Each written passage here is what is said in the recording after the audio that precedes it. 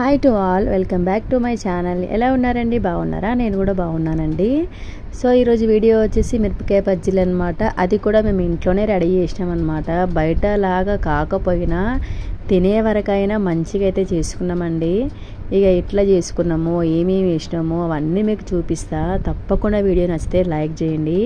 అలాగే కొత్తగా ఎవరైనా చూస్తున్నారా? సో ప్లీజ్ అండి సబ్స్క్రైబ్ చేసుకోండి, సపోర్ట్ చేయండి. సో దీన్ని ఎలా రెడీ చేసామో మీకు ప్రతిదీ షేర్ చేస్తాను. తప్పకుండా స్కిప్ చేయకుండా చూడండి. ఏవైనా మిస్టేక్స్ ఉంటే కామెంట్ చేయండి. అయితే ఫస్ట్ అయితే దీనికోసం అయితే మిరపకాయలు అయితే ఇలా పొడవుగా ఉండాలి, లావుగా ఉండాలన్నమాట. సో వాటికి ఉన్న తోకలు అయితే కట్ చేసుకోవాలి. మంచిగా ముంచి వేయడానికి బాగుంటుంది అనమాట. సో ఇది ఎవరి ఇష్టం అనమాట, తీయచ్చు తీయరు కొంతమంది అయితే. సో మేమైతే తీస్తున్నాం అనమాట. సేమ్ బండి మీద ఎట్లా ఉంటుందో అట్లా చేద్దామని మేమైతే రెడీ అయినాం అనమాట. అన్నీ తోకలు అయితే కట్ చేసుకున్నాము.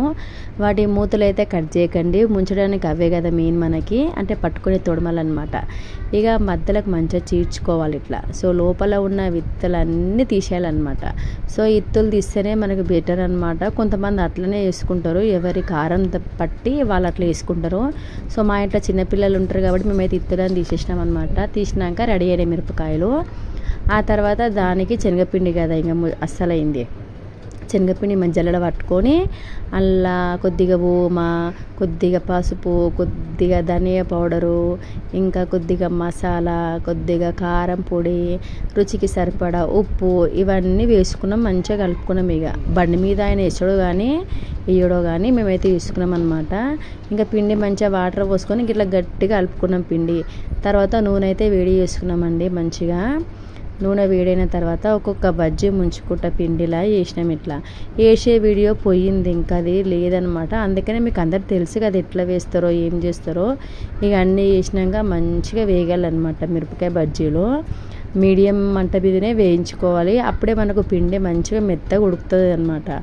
మంచిగా ఉడకపోతే మళ్ళీ కడుపు నొప్పులు వేస్తుంది, మళ్ళీ మోషన్స్ అవన్నీ అవుతాయి. అందుకనే మెల్లగా అయినా కానీ మంచిగా వేయించుకోవాలా నూనెలా పిండిని అయితే. ఇక మనకు మంచిగా వేగిందని తెలియాలంటే ఇట్లా బ్రౌన్ కలర్ రావాలన్నమాట మిరపకాయ బజ్జీలన్నీ.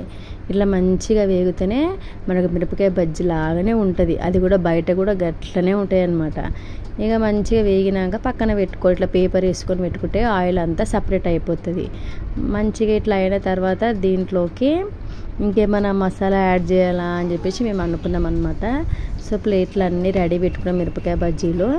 ఇంకా మసాలా అని చెప్పినా కదా, మసాలా కోసం అయితే ఒక గిన్నె తీసుకొని అందులో కొద్దిగా ధనియా పౌడరు, కొద్దిగా కారము, కొద్దిగా మసాలా, కొద్దిగా జీలకర్ర పొడి, కొద్దిగా ఉప్పు వేసుకొని మంచిగా కలిపేసుకొని పెట్టుకున్నాం. ఇక రెడీ అయిన వేడి వేడి మిర్చిల మీద ఈ మసాలా జల్లుకొని తింటే చాలా బాగుంది, చాలా టేస్టీగా ఉంది. బండి మీద ఇట్లనే కదా బజ్జీలు వేసి మనకి మసాలా జల్లిస్తాడు.